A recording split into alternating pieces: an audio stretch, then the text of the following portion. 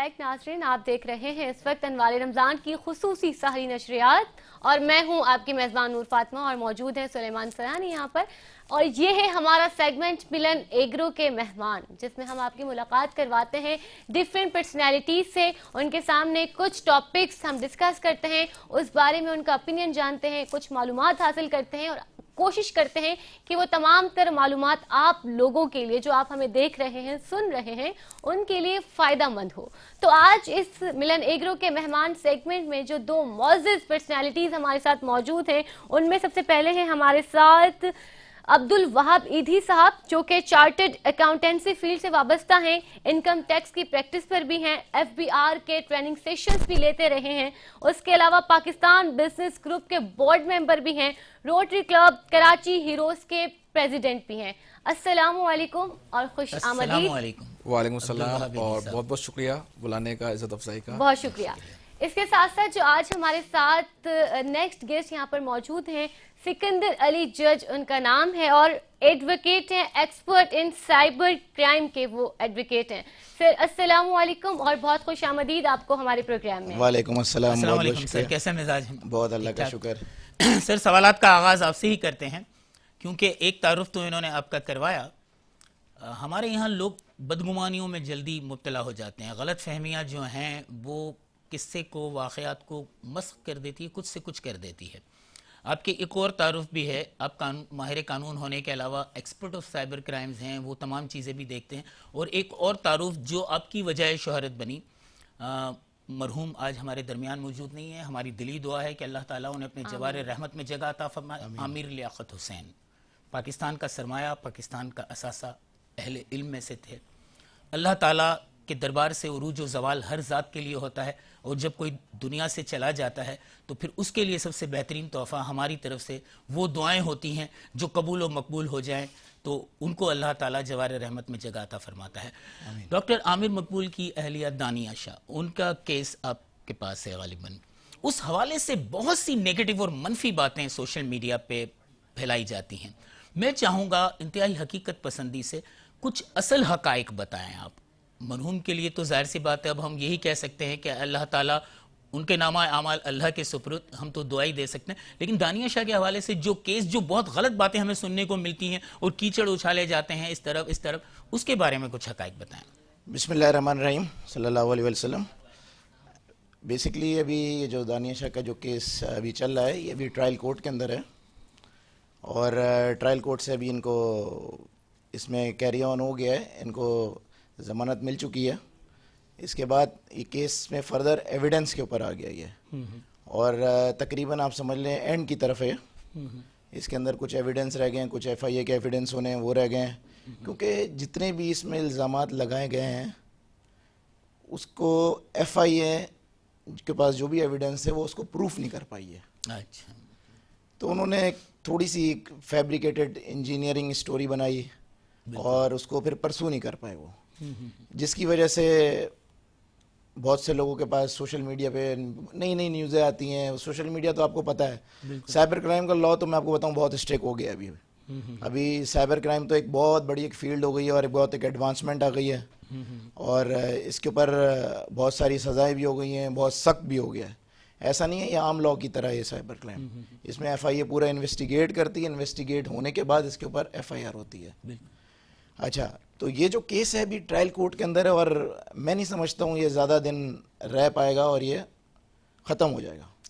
Okay जी, बेहतरीन। देखें ना, वो असल हकाइक का पता चले। लोग बदगुमानियों में बिला वजह मुब्तला होते हैं, तो हमने उस असल शख्सियत से ये सवाल पूछ लिया जिनके पास ये मामला थे। बहुत शुक्रिया। बिल्कुल। और हम अब्दुल वहाब ईदी साहब से जानना चाहेंगे, क्योंकि टैक्सेस की बात चल रही है और आप टैक्सेस के एक्सपर्ट हैं। हम लोगों का जो एक मामला है ना, वो टैक्सेस के साथ बड़ा अटेंशन सीकर वाला मामला होता है। जब टैक्स की बारी आती है या फिर आता है कि जी टैक्सेस की आने वाले हैं, किस चीज़ों पर लगकर आएंगे, क्या मामला होता है, तो बड़ा इंतज़ार होता है हमें इस चीज़ का। मैं जानना चाहूँगी कि आपको क्या लगता है कि अब जब टैक्सेस लगेंगे तो वो किन चीज़ों पर लगकर आएंगे, क्या कमी आएगी या फिर और बढ़ कर आएंगे टैक्सेस? बिस्मिल्लाहिर्रहमानिर्रहीम। पहले तो बहुत बहुत शुक्रिया बुलाने का और इज्जत अफजाई करने का। माशाल्लाह से आपकी जो ये नशियात है बहुत ही आलीशान तरीके से जारी है और आपको और तरक्की दे और कामयाबी दे रमज़ान की बरकतों से। टैक्सेस बहुत ही मुश्किल पेचीदा सब्जेक्ट है, और जब भी टैक्सेस की बात आती है basically tax is an expense, एक खर्चा है इजाफी। और आजकल के दौर में जहाँ ऑलरेडी इतनी महंगाई, इन्फ्लेशन, इकनॉमी का जो हालम है, लोगों की जो जो पावर है, परचेजिंग पावर है, वो तो खरीद जो है वो तकरीबन ख़त्म हो चुकी है, ठीक है ना। आप ये समझें 46% मंथली इन्फ्लेशन रेट चल रहा है पाकिस्तान के अंदर, जबकि माजी में जो इन्फ्लेशन रेट रहा है, जो हम रोते रहते हैं यार 14% एनुअल, 15% एनुअल इन्फ्लेशन रेट, इस वक्त पिछले 8-9 महीनों में 40 to 46% मंथली इन्फ्लेशन, तो चीज़ें ऑलमोस्ट डबल नहीं, 3 टाइम एंड 4 टाइम्स ग्रो कर चुकी हैं। अब ऐसे में अगर किसी को कहा जाए कि आप एक्स्ट्रा आप ये अमाउंट आपको टैक्स की मद में देनी है, तो अगला सोचता है यार कि अज़ाब होता है। और हमारा एक कल्चर रहा है असल में, इसमें कसूर सिर्फ गवर्नमेंट लेवल पर नहीं है, हमारे अवाम का भी है, टैक्स बिजनेस कम्युनिटी का भी है, क्योंकि एक कल्चर बहुत अरसे पहले बिल्ड हुआ था, टैक्स एवेजन का कह लें, टैक्स चोरी का कह लें, या टैक्स की कमी का कह लें। बिल्कुल। लेकिन उसकी भी एक पीछे एक रीज़न है कि लोग कहते हैं हम बाहर मुल्कों से कंपेयर करते हैं, वहाँ टैक्स दिए जाते हैं तो गवर्नमेंट उनको बेनिफिट्स देती है, फैसिलिटेट मिलती है, फ्री एजुकेशन, आपके हेल्थ सर्विस, इंफ्रास्ट्रक्चर सर्विस। बदकिस्मती से इतने सालों में मुख्तलिफ हुकूमतें आईं, हर हुकूमत आती है अपने हिसाब से टैक्स लागू करती है, लोगों से टैक्स वसूल भी किए जाते हैं, कभी होते हैं कभी नहीं होते पूरे, पर बदले में अवाम को क्या मिल रहा है? कुछ नहीं मिल रहा। क्या फैसिलिटीज़ मिल रही हैं? कुछ नहीं मिल रही हैं। अगर मैं बात करूँ कराची की, कराची बिजनेस हब है, बिजनेस सिटी है, ठीक है ना। टैक्स के हिसाब से बात की जाए around 55 to 62% tax revenue collection जो है वो कराची से होता है। अगर मैं स्टैटिस्टिक्स की बात करूँ लास्ट ईयर की, 6 ट्रिलियन का बजट जो लास्ट जून 2022 में कलेक्शन हुई थी, उसमें जो शेयर कराची का था वो 2.7 ट्रिलियन का था आउट ऑफ 6 ट्रिलियन। पूरा पाकिस्तान एक साइड है, कराची एक साइड है। और कराची का आप हाल देख लें इंफ्रास्ट्रक्चर का, जो हमारा अपना शहर है कराची, शहर कायद हमारा, रोडों का हाल देख लें, बारिशें होती हैं, रोडें टूटे, पानी है, लोग घर, इवन DHA डिफेंस जैसी सोसाइटियाँ तबाह हो जाती हैं पानी में, जहाँ इतने महंगे करोड़ों के बेंगलोर हैं सारे। तो वहाँ बोलते हैं हम टैक्स क्यों दें, अब मजीद टैक्स तो लगेंगे, कोई सहूलत नहीं मिल रही, टैक्स पे टैक्स, टैक्स पे टैक्स वाली कहानी है। रिसेंटली मिनी बजट आया है, मिनी बजट में भी काफी टैक्सेस लगाए गए हैं। अब मजीद 2 महीने बाद फिर एक और बजट तैयार होने वाला है। बिल्कुल, उस बजट की तलवार हमारे सरों पे है। एक और टैक्स बम मौजूद है, टैक्स बम मौजूद है, वो जल्दी फटेगा, और जाहिर बात है बरखचे अवाम के ही उड़ने हैं। मैं दोबारा आपकी तरफ आ रहा हूँ। देखिए, कुछ तशनगी रही, मैं हजरत उसी गुफ्तगू की तरफ आ रहा हूँ। आपकी बातों से और आपने जो हकाइक पेश किए उससे मैंने थोड़ा सा ये अंदाजा लगाया कि वो हकाइक नहीं थे। आपने कहा FIA को भी जो है वो खातिर ख्वाह सबूत नहीं मिल सके, तो क्या हम इस फैसला तो काम करना अदालत का है, आपका और मेरा नहीं है, लेकिन जो एक तजज़िया, जो एक बात जहन में आती है, आपकी गुफ्तगू से जो मेरे जहन में बात आई, क्या हम लोग अपने तौर पर यहाँ इस सिटिंग में ये कह सकते हैं कि इस मामले में मरहूम आमिर लियाकत हुसैन बेकसूर साबित होंगे? देखें, मैं आपको बताऊं, मरहूम की अगर आप बात करता हूं तो बहुत अच्छे इंसान थे, बिल्कुल, अल्लाह उनको जन्नत में जगह दे, आमीन। उनका इस मामले से ज़्यादातर लेना देना नहीं था। वो अपनी ज़िंदगी में ये किस्से को ख़त्म करके जा चुके थे, जिसके एविडेंस भी मौजूद है। मगर उसके बाद मरहूम के इंतकाल होने के बाद, उनके जाने के बाद, उनके मर्डर होने के बाद सारा मसला स्टार्ट हुआ है। मतलब कानूनी नुक्ता नज़र से ये बात साबित हो रही है कि उनका मर्डर किया गया था। बिल्कुल, ये कि ये रजिस्टर्ड रिपोर्ट है। उसके लिए भी बहुत से जो है बातें और अफवाहें हमने सुनी थी। नहीं, पुलिस ने जो रिपोर्ट दी है उसमें क्लियरली रिटन है that was a murder.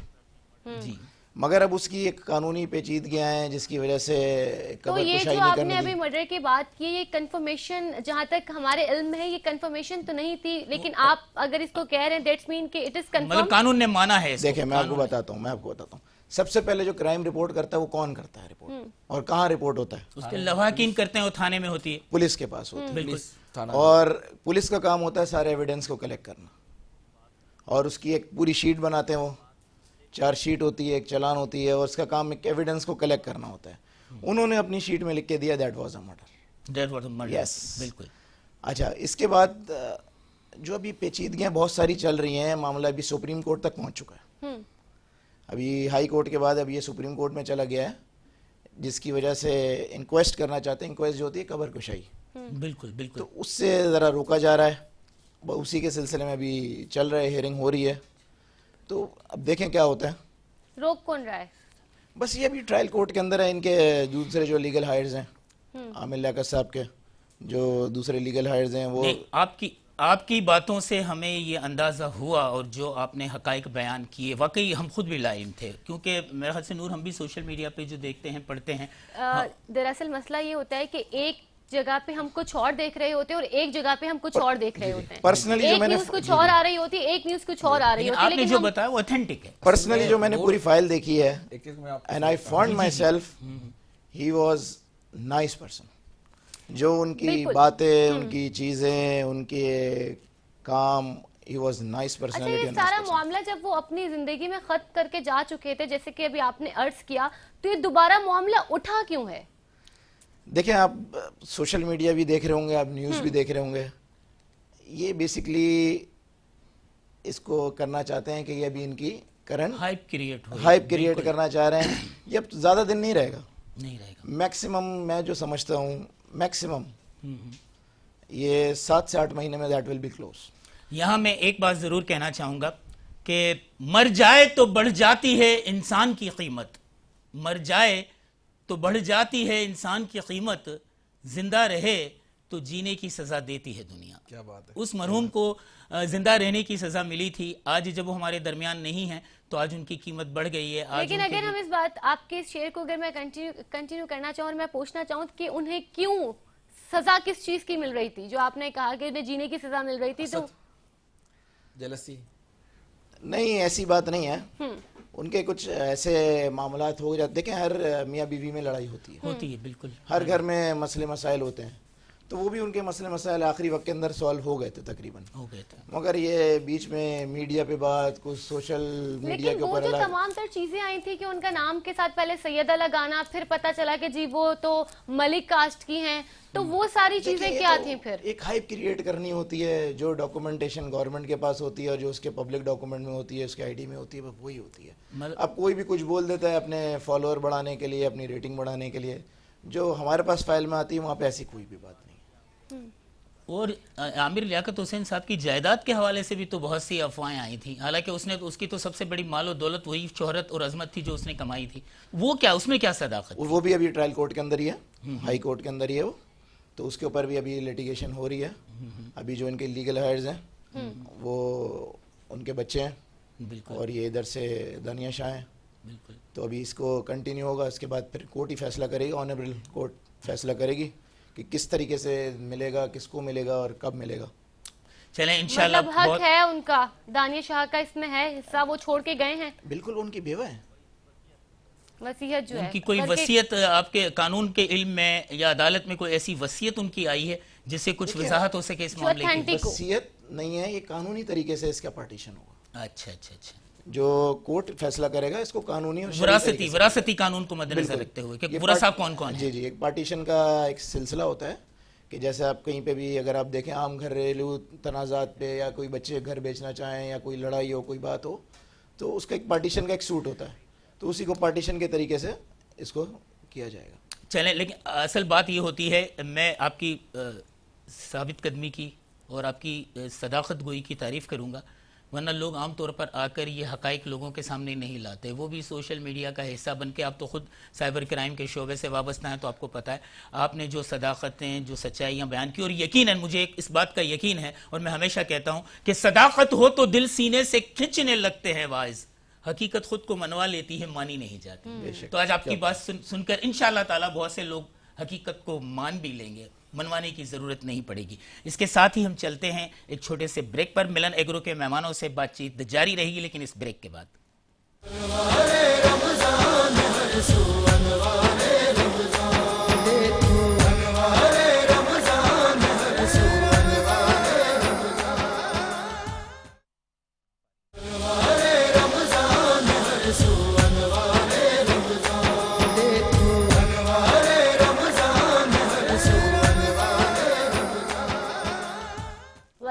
Back नाज़रीन, आप देख रहे हैं इस वक्त अनवार रमज़ान की खुसूसी सहरी नशरियात और ये है हमारा सेगमेंट मिलन एग्रो के मेहमान।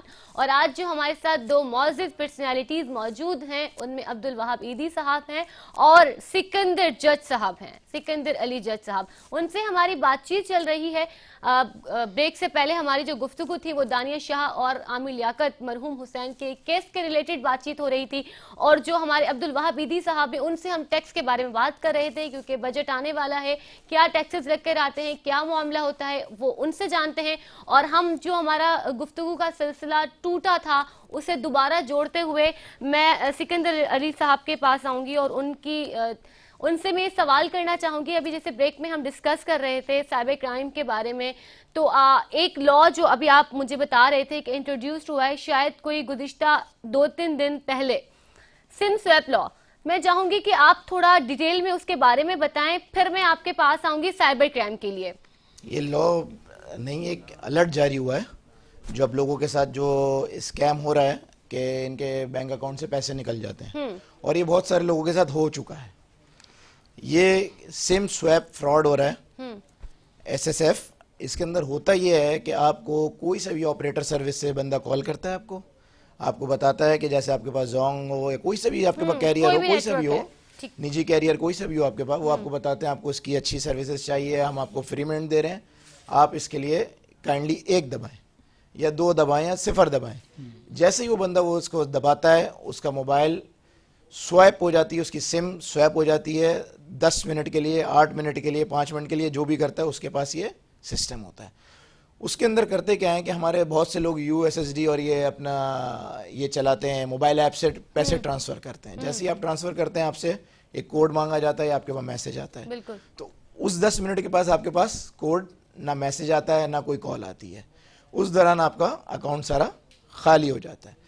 तो मैं लोगों को ये राय देना चाहूँगा कि अगर उनके पास ऐसी कोई सी भी कॉल आए कि हम आपके ऑपरेटर बात कर रहे हैं, पहले तो आता था कि हम आपके बैंक से बात कर रहे हैं, आपका ATM ब्लॉक हो गया है, तो सबको पता लग गया। मेरा पर्सनल एक्सपीरियंस है मेरा, मुझे खुद एक मेरे बैंक के नंबर से कॉल आई थी, नंबर आ रहा है बैंक का, अर्ली मॉर्निंग मैंने उठाया और दे सेड कि आपके अकाउंट का ये अकाउंट नंबर है, आपका क्रेडिट कार्ड ब्लॉक हो गया है, काइंडली नया पिन कोड डालें, एक्टिवेट करवाएं। तो बहुत रिसीव हो रहे हैं आजकल। अच्छा, मजे की बात है मेरे पास कोई क्रेडिट कार्ड ही नहीं है एक्चुअली, तो मुझे पता है मेरा क्रेडिट कार्ड नहीं है, मैंने फोन को कॉल ही काट दी। समझ गई शरारत है कोई ना कोई। नहीं, मैं समझ गया स्कैम है, दिस इज अ स्कैम, और प्योरली मेरा जो है अकाउंट हैक होने वाला है। वहाब ईदी साहब, बहुत अच्छी गुफ्तगू चल रही है, दोबारा वहां स्विच करेंगे, लेकिन उससे पहले मैं आपसे एक बहुत अहम तरीन मौजू पे बात करना चाहूँगा। हमारी जो हुकूमतें आती हैं या जाती हैं, कोई और रोना रोए या ना रोए, एक रोना ज़रूर रोती हैं, IMF क्या बला है? IMF की ऐसी मुश्किल शराइत में हम क्यों फंस जाते हैं कि फिर महंगाई का वो सारा अजाब हमारी आम आवाम पर नाजिल होता है, वो सारी मुसीबतें, वो सऊबतें, वो परेशानियां, वो महंगाई उन्हें झेलनी पड़ती है। इस हवाले से थोड़ा सा आसान तरीके से अगर आप ब्रीफ करेंगे तो अवाम भी इस सिस्टम को और IMF को और इन चीज़ों को थोड़ा सा जान पाएगी। मैं आपको ज़रा आसान समझाता हूँ लफ्ज़ों में। देखें, हर मुल्क की एक ट्रेड होती है, लेन देन है बेसिकली। आप कोई भी चीज़ अगर बेच रहे हैं तो कोई खरीद रहा है, लेकिन जब ये ट्रेडिंग इंटरनेशनल लेवल पर होती है तो हम कहते हैं इंपोर्ट और एक्सपोर्ट। हम बेशुमार चीज़ें इंपोर्ट करते हैं, जिसमें तेल है, सबसे बड़ी चीज़ हमारे पास है।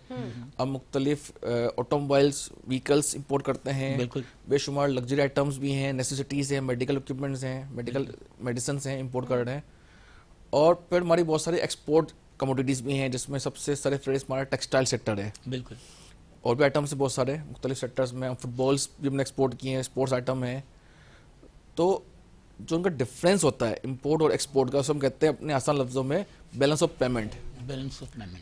पाकिस्तान की जो लास्ट ईयर के मैं फिगर्स बोलूँ, जो आपकी इंपोर्ट का जो अजम रहा है वो रहा है $80 अरब। अच्छा, $80 अरब। हाँ, और जो हमारी एक्सपोर्ट रही है वो रही है $40 अरब। अब आप ये देखें, आप एक्सपोर्ट कर रहे हैं 40 अरब की, और आपको जो सामान मंगवाना है, ज़रूरत की चीज़ें हैं या लग्जरी आइटम्स, दुगनी कीमत का डबल मंगवा रहे हैं। अच्छा, एक चीज़ और भी याद रखें कि जितनी भी इंटरनेशनल ट्रेडिंग होती है उसका जो मीडियम ऑफ करेंसी है वो रुपी नहीं है, वो डॉलर है। सही बात है, बिल्कुल। लेकिन अब आपको आ रहे हैं $40 अरब एक्सपोर्ट की मद में, और और जा आपको जो रहे हैं पेमेंटें 80 अरब करनी डॉलर, है 80 अरब रॉ डॉलर। मटेरियल की मद में, किसी भी तेल ऑयल के लिए, खाम माल की मद में। कोई भी आइटम हो इंपोर्ट का केस में, वो जो रिक्वायरमेंट है आपकी वो है $80 अरब की। अब ये जो गैप है इसको फिल करना होता है। अब ये फिल कहाँ से होता है? एक तो ज़रा होता है हमारे पास जो नॉन रेजिडेंट पाकिस्तानी, हमारे ओवरसीज पाकिस्तानीज जो पैसे भेजते हैं ज़र मुबादला अपने घरों में, ठीक है ना, जो बाहर रहते हैं वो यहाँ पाकिस्तान भेजते हैं, और उसका जो अजम है वो तकरीबन 25 से 30 अरब डॉलर है अच्छा, सालाना, बाहर से जो आती है। इतने पाकिस्तानी बाहर हैं यानी कि। इसमें ओवरसीज पाकिस्तानी रेमिटेंस भी शामिल हैं, इसमें फॉरेन डायरेक्ट इन्वेस्टमेंट भी मौजूद हैं। स्टिल एक गैप रह जाता है 10 से 12 अरब या 15 अरब डॉलर का, या इससे ज़्यादा बढ़ भी सकता है अगर आपकी ओवरसीज रेमिटेंस कम हो जाए। अब ये जो डॉलर का गैप आपका है ये आपको पूरा करना है। इसके लिए हम जाते हैं मुख्तलिफ इदारों की तरफ। जो सबसे बड़ा इदारा है वो IMF है। आपको हर सालाना तकरीबन 10 से 12 अरब डॉलर का जो गैप है वो पूरा करना होता है, जिसमें सबसे बड़ा इदारा है IMF। क्योंकि अगर IMF का प्रोग्राम आपको एक्सेप्ट होता है सही। और वो आपको एक्सेप्ट करते हैं, वो आपको कुछ भी नहीं देते, वो आपको देते हैं 1 अरब 2 अरब डॉलर फॉर इंस्टेंस। सही। तो बाकी पूरी दुनिया जो है, इसमें एशियन डेवलपमेंट बैंक है, वर्ल्ड बैंक है, मुख्तलिफ जो आपके 2 ममालिक हैं, उनकी तरफ से मजीद डॉलर्स आते हैं इमदाद की सूरत में, और ये जो गैप है वो कंप्लीट होता है। सही। सही। तो ये रिक्वायरमेंट चाहे कोई भी हुकूमत है, क्योंकि हमारा जो मुल्क है वो इंपोर्टिंग ज़्यादा है, एक्सपोर्टिंग कम है। मतलब इसमें हकीकत है, जो हम एक बात सुनते हैं कि हर पैदा होने वाला बच्चा जो है वो इतने हजार का मकरूज पैदा होता है, या वाकई ऐसी कोई कैलकुलेशन होती है? देखें, और तो आबादी डॉलर पे वो तकसीम की जाती डॉलर है? जब आप ले रहे हैं तो बेसिकली आप कर्ज ले रहे हैं। आप डॉलर जब आप IMF से ले रहे हैं, सही। वो आपको 2 अरब डॉलर मुफ्त में तो नहीं देंगे ना, वो आपको लोन दे रहे हैं। बिल्कुल। This is a loan.